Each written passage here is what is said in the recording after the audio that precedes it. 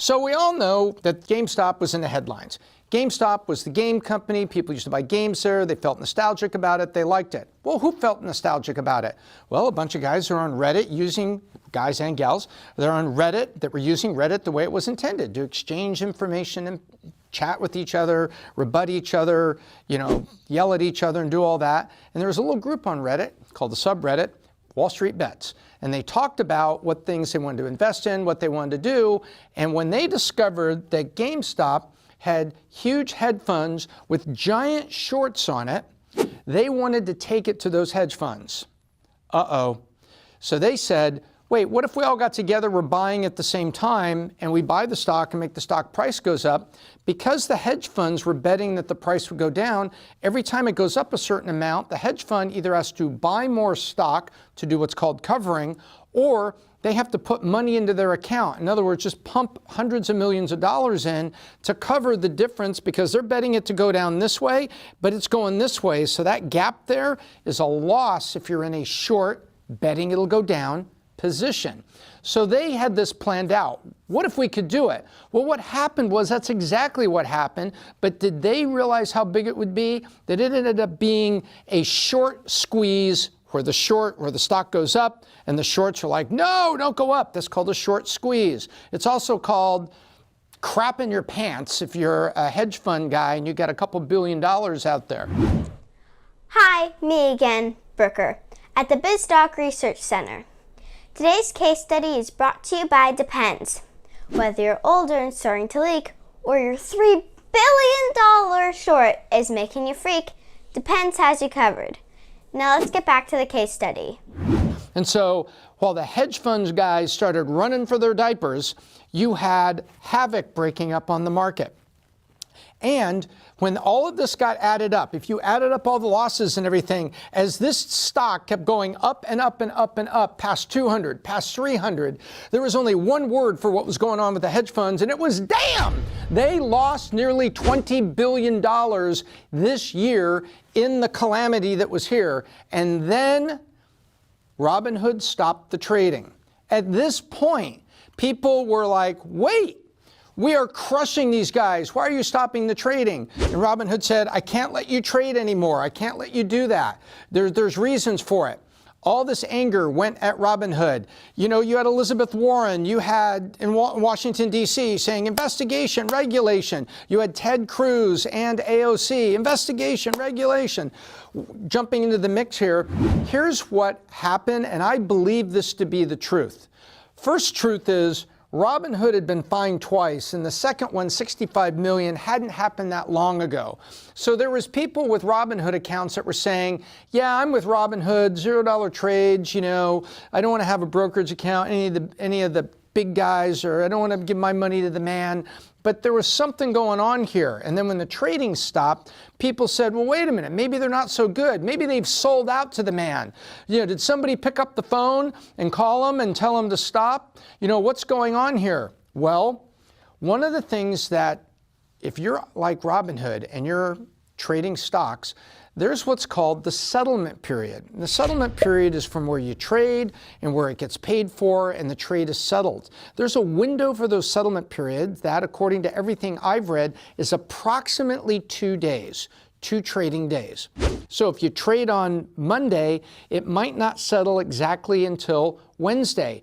In those 2-day period, the account people, in this case Robinhood, have to have enough money in reserve to cover the value of those trades. Now, I may be oversimplifying this, and if you want to explain it better, leave a comment down below with the technical explanation, but I'm trying to make it very simple. So Robinhood, based on the volume of its trades, has an obligation, a legal obligation, a regulation to keep a certain amount of money in reserve, or have that money in reserve to cover that settlement. Well, what do you think happened when the number of trades and the dollar volume of the trades goes up? What do I mean by dollar volume? Well, dollar volume is if you buy 10 shares for $10, that's $100. The dollar volume generated by the trade is $100. But if you have 10 shares, it's at $300. Now the dollar volume is $3,000. So the size of the lump of money that has to be kept here to make this 2-day settlement period keeps growing. Well, GameStop is going up. All those guys on Wall Street bets are egging each other on. We're crushing the hedge funds. They're losing their butt. This is fantastic. Well, at some point, the amount of money that Robinhood had in its reserve accounts, or as the accounts are called and kept to cover the settlement, it blew right through that. It would be like you're buying drinks at your brother's bachelor party and you run out of space on your Visa. Everybody stops drinking. That's it. Unless somebody else wants to use their credit card. Well, that's somebody else. Robinhood called and got an emergency $1 billion loan on the 29th, on Friday, and then trade resumed. But to keep it from blowing through the top again, then they did something which isn't necessarily in the regulations. They put a cap of 1 share of certain companies. Well, that really infuriated people more. I have no opinion on that. I'm just pointing out that there is a very real technical requirement that did hit Robinhood, and they did go out and get $1 billion to cover this giant settlement period balance that they had to keep. Well, then on the 1st of February, they went out and they raised another $2.4 billion. It certainly looked to me, by the way, when you add that up with all the money that I discussed in the first case study and all the money they've raised here, they have now raised a grand total of $5.6 billion total fundraise to date.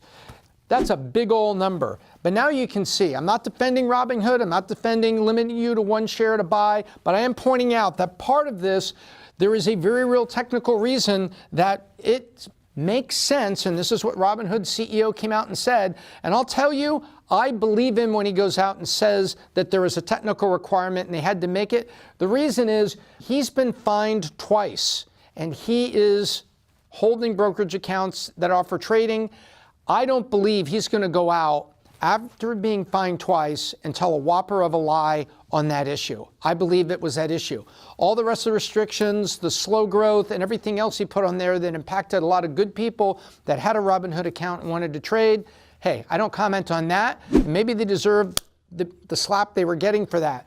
Now, as I just said, I don't really want to comment on all the conspiracy theories. Did this happen? Did that happen? Do they have friends on Wall Street that told them to stop the trading? I like to look at the facts, back into them when I'm doing case studies, and see, is there smoke? Should there be a fire? Or if there is smoke, there definitely was a fire. I like to back into it that way before I make assumptions when I build the case studies. And I got one thing to say here. Hedge fund guys lost $20 billion, and I saw one article that claimed $40 billion in the month of January just on Robinhood. That's a lot of money. And so if you're saying the conspiracy, the reason Robinhood stopped trading was because a phone call was made from a bigwig in Wall Street or Washington or Silicon Valley or Google that had invested in them before and told them to stop the trading. Somebody interfered. All I got to say is if I'm the hedge fund guys that have lost 13 or 20 or $40 billion and somebody made a phone call to do it, keep in mind I lost 13 or 20 or $40 billion and you're pretty damn late to save my ass.